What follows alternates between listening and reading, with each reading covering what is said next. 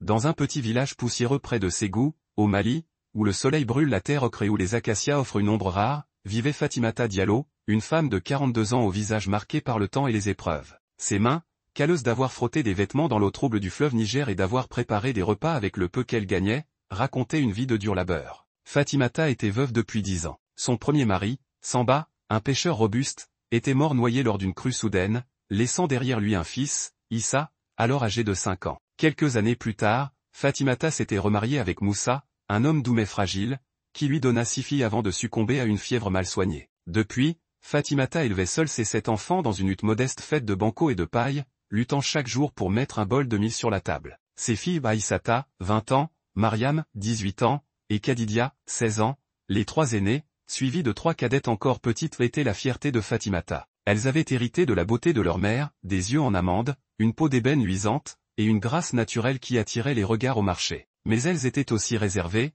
élevées dans la tradition bambara avec des valeurs strictes, tête baissée en public, foulard couvrant leurs cheveux, et une obéissance sans faille envers leur mère. Issa, le fils aîné de 15 ans, était le pilier masculin de la famille. Grand et élancé, il aidait Fatimata en vendant des arachides grillés au bord de la route et en réparant les filets des pêcheurs du village. Pour les 6 filles, Issa était plus qu'un frère, un protecteur, un confident, presque un père. La vie suivait son cours, rythmée par le chant des coqs à l'aube et les prières du muezzin.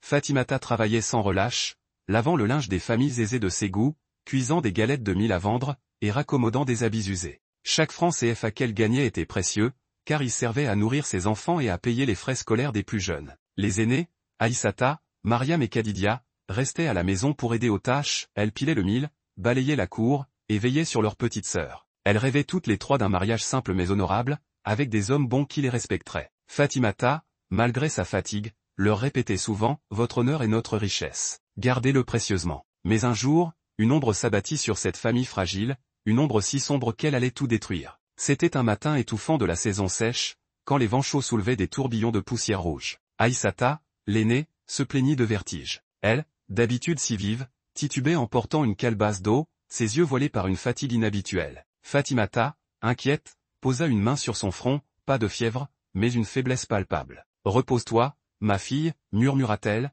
pensant à une insolation. Mais les jours passèrent, et Aïssata ne retrouvait pas sa vigueur. Elle vomissait souvent, refusait de manger, et ses joues s'affaissaient. Fatimata, alarmée, emprunta de l'argent à une voisine pour l'emmener chez un guérisseur traditionnel au village voisin. Le vieil homme, assis sous un baobab, examina Aïssata avec des gestes lents. Il lui fit boire une décoction amère, palpa son ventre, puis fixa Fatimata d'un regard grave. « Ta fille porte un enfant, déclara-t-il, sa voix rauque résonnant comme un coup de tonnerre. Fatimata sentit ses jambes trembler. « Un enfant ? Impossible, cria-t-elle. Aïssata, les yeux écarquillés, éclata en sanglots. « Maman, je te jure, je n'ai rien fait. Je n'ai vu personne. » Fatimata, déchirée entre la colère et la confusion, saisit sa fille par les épaules. « Qui t'a touché ? Parle. » Mais Aïssata, secouée de pleurs, répétait, « Je ne sais pas, maman, je ne sais pas. » De retour à la maison, Fatimata enferma Aïssata dans la hutte et l'interrogea sans relâche. Elle la gifla, criant, « Tu mens. Tu as sali notre nom. » Mais les larmes d'Aïssata, son désespoir sincère, finirent par percer le cœur de sa mère. Fatimata s'effondra près d'elle, la serrant dans ses bras. « Je te crois, ma fille. Mais alors, comment ?»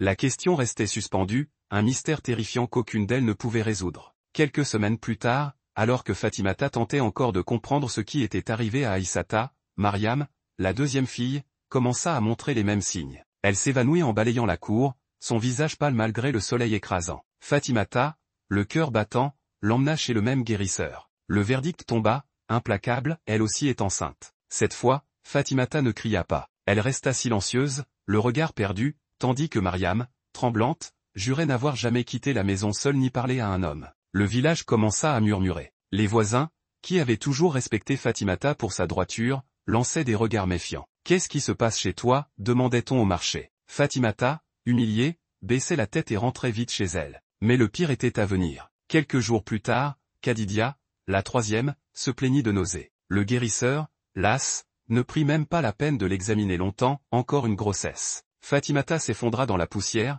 hurlant au ciel, « Pourquoi moi, Allah ? Pourquoi mes filles ?» Les 3 aînées, désormais enceintes, étaient terrifiées et perdues. Elles juraient toutes n'avoir rien fait, n'avoir vu personne. Fatimata, dévastée, passait ses nuits à prier, implorant un signe, une réponse. Elle barricadait la porte de la hutte chaque soir, surveillait ses filles comme un faucon, mais rien ne changeait le fait que l'impensable s'était produit sous son toit. Incapable de supporter davantage cette honte et ce mystère, Fatimata prit une décision radicale. Elle enfila sa plus belle robe boubou, usée mais propre, et marcha pieds nus jusqu'à Ségou, à 10 kilomètres de là, pour plaider sa cause devant l'émir local, Cheikh Oumar Tol, un homme réputé pour sa sagesse et sa fermeté. Arrivée au palais, une cour ouverte entourée de murs d'argile, elle se présenta, le visage baigné de larmes, ses vêtements couverts de poussière rouge. L'émir, assis sur un trône de bois sculpté, écoutait les doléances des villageois. Quand vint le tour de Fatimata, elle s'avança, tremblante, et s'effondra à ses pieds. « Mon Seigneur, aidez-moi.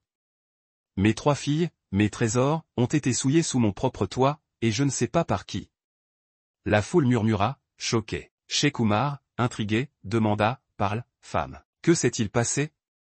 Mais Fatimata, consciente des regards, supplia, en privé, « Je vous en prie, c'est trop personnel. » Dans une pièce isolée, entourée de tentures colorées, Fatimata raconta tout, ses 2 mariages, ses 7 enfants, la vie de misère, et l'horreur des grossesses inexplicables. « Mes filles sont innocentes, je le sais dans mon cœur. Quelqu'un leur a fait ça, quelqu'un que je ne vois pas. » L'émir, touché par sa détresse, jura, « Si un monstre rôde dans mon royaume, je le démasquerai et le ferai pendre. Rentre chez toi, mère. Je prends cette affaire en main. » De retour au palais, Cheikh Oumar convoqua son conseiller le plus rusé, Modibo, un homme aux yeux perçants et à l'esprit vif. « Modibo, nous devons attraper ce criminel. Il agit dans l'ombre, comme un serpent. Que proposes-tu » Modibo réfléchit, puis murmura à l'oreille de l'émir un plan audacieux, tendre un piège. « Prenons un chien de chasse, attachons-le près de la hutte de Fatimata, et postons des gardes. Quand le coupable viendra, le chien aboiera, et nous le saisirons. » Ce soir-là, Modibo se rendit chez Fatimata avec un chien efflanqué.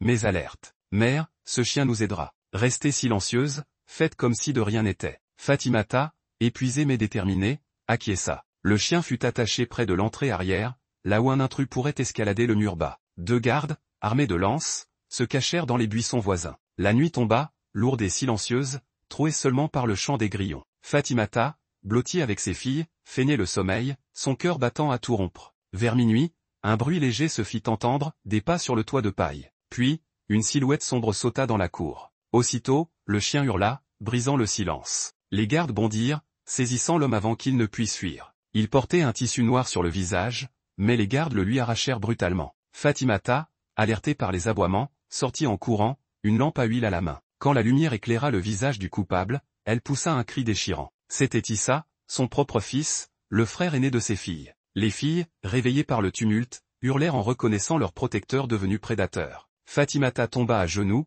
frappant le sol de ses poings. « Issa. Toi. Pourquoi ?»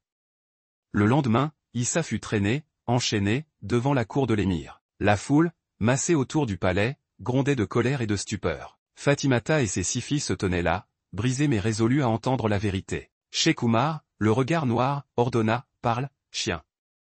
Explique ton crime, ou ma lance te fera taire à jamais. » Issa, la tête basse, commença d'une voix tremblante, « Je suis le fils de Fatimata, du premier mari. Elle m'a élevé avec amour, mais je la haïssais en secret. Je haïssais cette vie misérable, ces corvées sans fin. Quand mes sœurs ont grandi, leur beauté m'a obsédé. Je savais qu'elles ne me voudraient jamais, alors j'ai agi dans l'ombre. J'ai acheté une poudre chez un marabout, une drogue qui endort profondément. Chaque nuit, je montais sur le toit, je faisais respirer la poudre à toute la famille, et je... » Il s'arrêta, incapable de continuer sous les cris horrifiés de la foule. Fatimata, les yeux noyés de larmes, s'avança et cracha sur son fils. « Tu étais leur frère.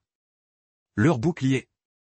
Et tu les as détruites. » Les filles pleuraient, serrées les unes contre les autres, tandis qu'Issa baissait les yeux, écrasé par la honte. Cheikh Oumar, esséuré, leva son sabre. « Pour avoir trahi ta propre chair, pour avoir sali l'honneur de ce royaume, tu mourras. » D'un coup rapide, il trancha la tête d'Issa, qui roula dans la poussière sous les cris de la foule. Fatimata ne détourna pas le regard. Elle murmura, « Que ton âme trouve la paix que tu n'as pas donnée à mes filles. » Mais l'émir ne s'arrêta pas là. Conscient de la douleur de Fatimata, il annonça, « Ces 3 filles ne porteront pas seules cette honte. Je les marierai à des hommes honorables de ma cour, avec des dots dignes de princesses. » Il choisit 3 jeunes officiers, connus pour leur intégrité, et organisa des noces simples mais solennelles. Aïssata, Mariam et Khadidia reçurent des bijoux, des terres et une nouvelle vie, tandis que Fatimata pleurait de gratitude. Les années passèrent. Les 3 filles donnèrent naissance à leurs enfants, et avec le soutien de leur mari, elles surmontèrent peu à peu leur passé. Fatimata, désormais grand-mère, trouva une paix fragile, entourée de ses petits-enfants et de ses 3 cadettes,